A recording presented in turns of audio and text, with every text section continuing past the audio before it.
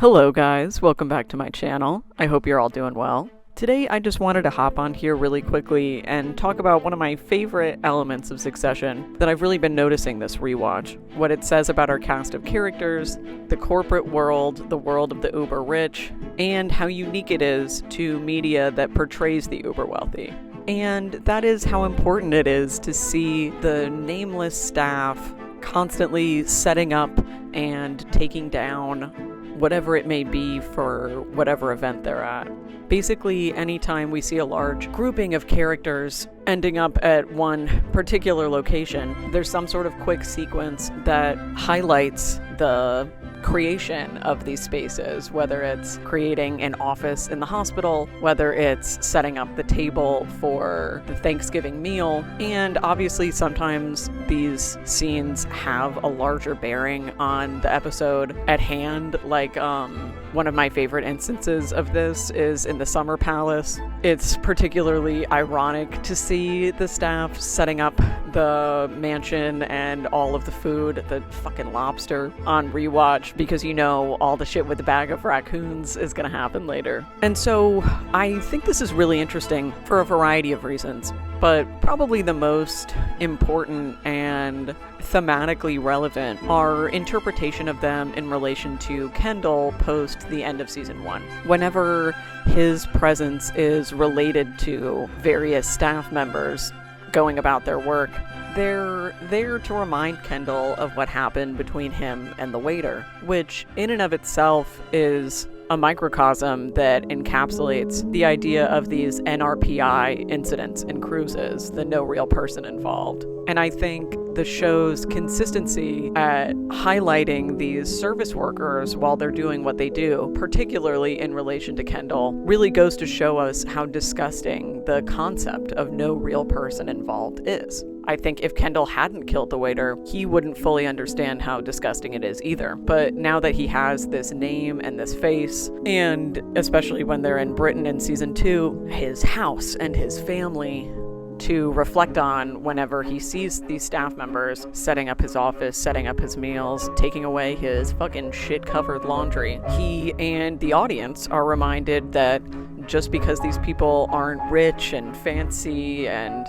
have some high title, like the people that we care about in Waystar Royco, that doesn't mean that they're not human and complex and deserving of just as much, if not more, empathy than we give to our named cast of characters. And when we think about what these sequences mean in relation to the Roy family and the other higher-ups that we watch throughout the course of Succession, to me at least, it all comes back to the Roman "we're bullshit" speech. There's something so weird and pathetic about seeing these spaces have to be set up and taken down again. And forcing us to see the minutia not only makes it real, but it also de-glamorizes it.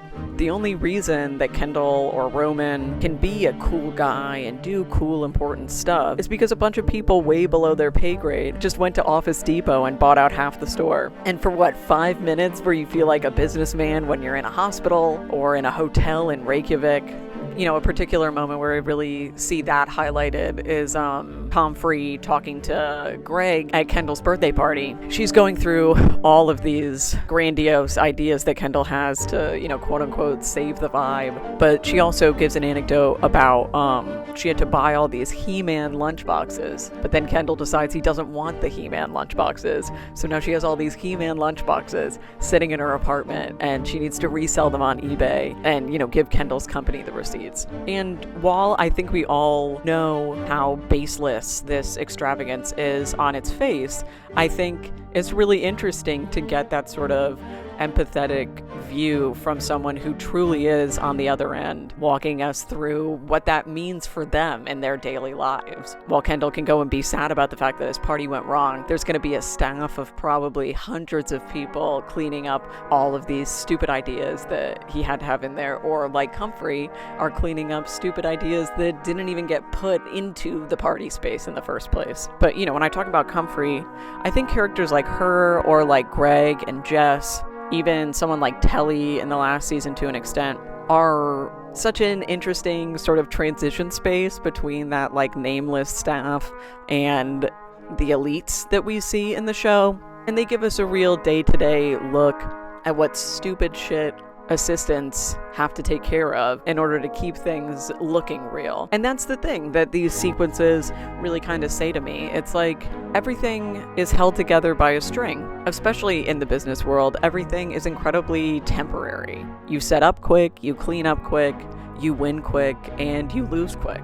And speaking of people that are sort of in this transition space, I think there's something interesting to be said about the characters of Marcia and Willa and how they relate or not to the female members of staff around them. There's this very quick scene of her on the way to Austerlitz in season 1, and we get this like look at the driver in the rearview mirror. And I've always thought that scene was really important because it shows that Willa has this understanding in regards to, like, especially the female members of staff around her in this family. They're all workers providing a service. But for these other staff members, that service is to take care of Willa. A very quick tangent on that. I thought it was very interesting how much that sort of came up in Honora.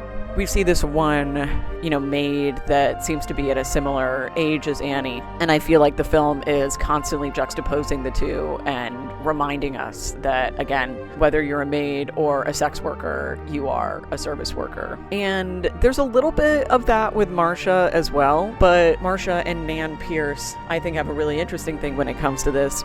And it's the fact that the majority of work that staff will do in a home for, a rich family is that the matriarch would have done in the traditional nuclear household, whether it's cooking or cleaning or laundry or whatever. It's interesting to see how they, again, Marcia especially because of her, sort of storied past, sometimes will sort of refuse to acknowledge those female members of staff, but then usurp and take over their work. Like Marcia doesn't really acknowledge her staff very often, but she certainly, takes credit for everything being done at Thanksgiving, even though really all she provided was like a watchful eye, it seems. And, one of my favorite examples of this in the entire show, Nan and one of her, maids or cooks, she's bringing the drinks around and Nan's like, stop, take a drink. Ugh, you never rest, while she's on the fucking clock. And then, of course, later in the scene, picks up the chicken out of her hands and presents it to the family as if she was the one that cooked it.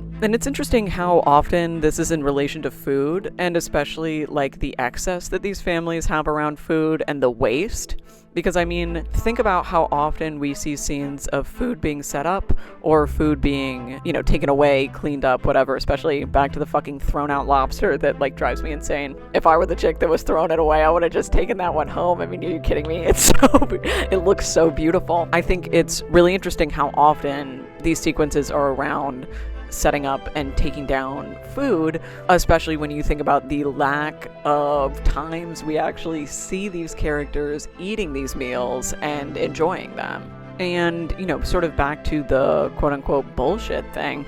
I think that's another particular way that the show reminds you how often these workers go unacknowledged, because not only are the people that, they're cooking or cleaning for literally not acknowledging their existence, they're not even acknowledging their work enough to eat the food that they made. Throughout the show, these types of sequences are used in, a variety enough of ways that they really end up mattering in the long run. Ever since the final scene of the pilot, ending the first episode of this show about this incredibly wealthy family, not centering in on them, but centering in on the boy of the staff that, Roman made play the game and he almost won the money and he didn't. I think that really goes to show straight from the get-go that Succession cares about the normal people in this world just as much as it cares about its cast of characters, because it understands that the uber rich do not exist in a vacuum.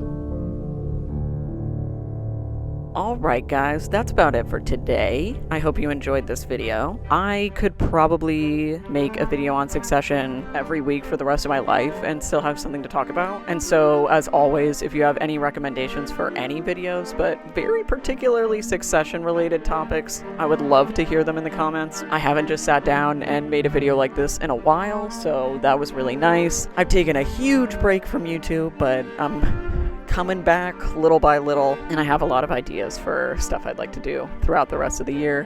So I hope you stick with me throughout that. Thanks again for watching, and I'll see you next time.